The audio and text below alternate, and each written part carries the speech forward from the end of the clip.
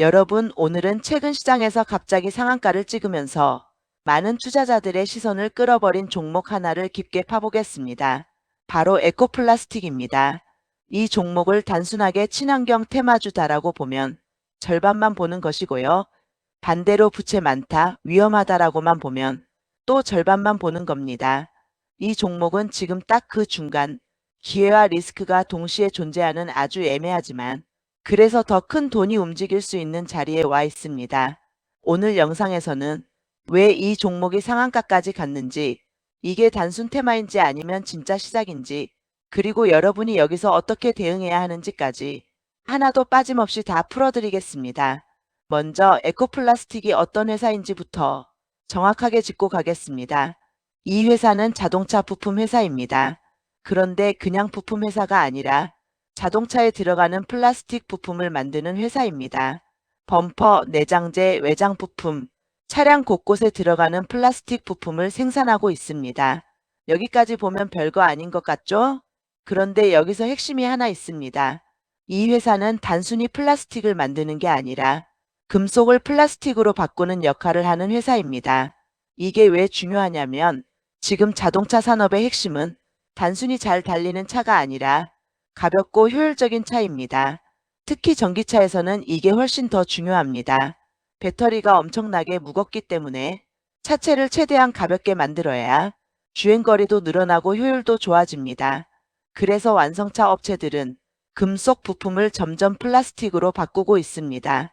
이 과정에서 필요한 게 바로 에코플라스틱 같은 기업입니다. 그러니까 이 회사는 단순 부품 회사가 아니라 전기차 시대에 구조적으로 수혜를 받을 수 있는 회사입니다.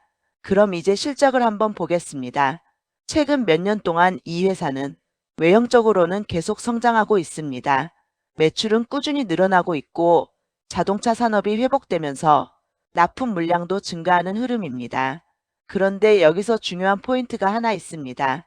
이 회사는 매출은 늘고 있는데 순이익이 그렇게 좋지 않습니다. 왜냐하면 이자 비용이 너무 크기 때문입니다. 이게 이 회사의 가장 큰 특징이자 가장 큰 리스크입니다. 조금 더 깊게 들어가 보겠습니다. 이 회사는 지금 공격적으로 투자를 하고 있습니다. 미국 공장, 국내 공장, 제네시스 관련 생산시설까지 거의 동시에 투자를 진행하고 있습니다. 문제는 이 투자를 대부분 차입으로 진행했다는 겁니다. 그래서 지금 이 회사의 상태는 딱 한마디로 정리됩니다. 빚으로 성장하고 있는 회사. 이 구조는 굉장히 중요합니다. 왜냐하면 이 구조는 양날의 검이기 때문입니다. 만약 이 투자가 성공한다면 미국 공장에서 물량이 본격적으로 나오고 현대차, 기아 물량이 계속 증가하게 되면 이 회사는 매출이 폭발적으로 늘어나면서 이익도 같이 증가하게 됩니다. 그 순간 이 회사는 완전히 다른 밸류를 받게 됩니다. 주가는 단순히 2030%가 아니라 몇 배 단위로 움직일 수도 있는 구조입니다. 반대로 생각해 보겠습니다. 만약 미국 공장이 기대만큼 올라오지 못하고 투자 대비 수익이 늦게 나오거나 경기 둔화로 자동차 생산이 줄어들게 되면 어떻게 될까요? 이 회사는 이미 큰 부채를 안고 있는 상태입니다. 이자 비용은 계속 나가고 현금 흐름은 압박을 받게 됩니다.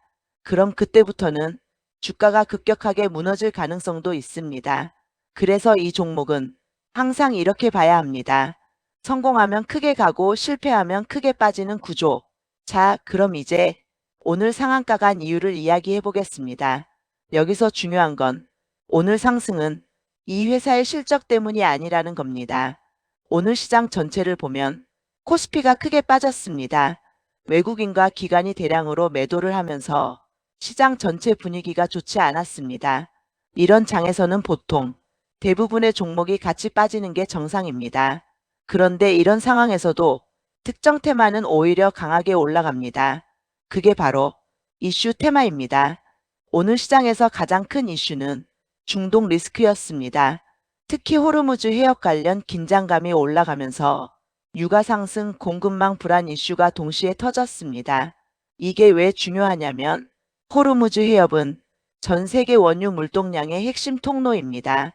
여기가 막히거나 긴장감이 높아지면 유가가 급등하고 물류 비용이 올라가고 전 세계 산업에 영향을 줍니다. 이 상황에서 시장은 빠르게 움직입니다. 해운주가 오르고 에너지 관련주가 오르고 그리고 하나 더 올라가는 게 있습니다. 바로 친환경 재활용 대체 소재 관련주입니다. 왜냐하면 유가가 오르면 기존 원자재 비용이 올라가고 대체 소재나 친환경 소재에 대한 관심이 커지기 때문입니다. 여기서 에코플라스틱이 딱 걸립니다. 이 회사는 전기차 관련이기도 하고 플라스틱 재활용 기술도 가지고 있고 친환경 소재 흐름에도 걸쳐 있습니다.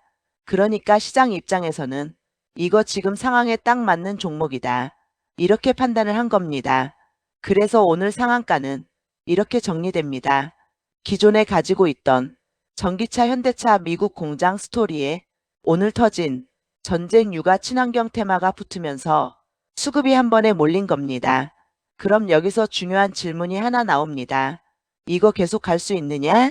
이건 투자자들이 가장 궁금해하는 부분입니다.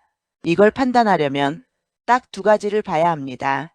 첫 번째는 테마가 지속되느냐, 두 번째는 수급이 유지되느냐. 만약 중동 리스크가 계속 이어지고 유가가 계속 높은 상태를 유지한다면 친환경 에너지 대체 소재 테마는 며칠 더 이어질 수 있습니다.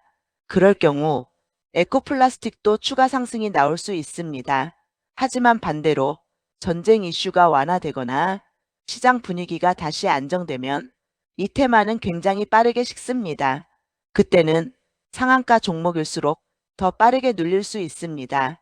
그래서 이 종목은 지금 자리에서 무조건 추격하는 종목이 아니라 확인하고 들어가는 종목입니다. 정리해 보겠습니다. 에코플라스틱은 전기차 시대에서 중요한 역할을 하는 구조적으로 의미 있는 기업입니다. 하지만 동시에 부채와 이자 부담이라는 리스크도 가지고 있는 굉장히 변동성이 큰 종목입니다. 그리고 오늘 상한가는 기업 본질 때문이라기보다 전쟁과 유가 그리고 친환경 테마가 한 번에 붙으면서 나온 이벤트성 상승입니다. 그래서 여러분이 기억해야 할 건 딱 하나입니다. 지금은 기업이 아니라 상황이 주가를 움직이고 있다. 이 종목은 단타로 접근하면 굉장히 매력적인 종목이 될 수 있고 중장기로 가져가려면 미국 공장 부채 구조 이자 부담 이 세 가지를 반드시 확인해야 합니다. 마지막으로 한 줄로 정리해 드립니다. 에코플라스틱은 지금 당장은 테마로 움직이고 있지만 결국은 실적으로 증명해야 하는 종목이다. 여기까지가 오늘 분석입니다.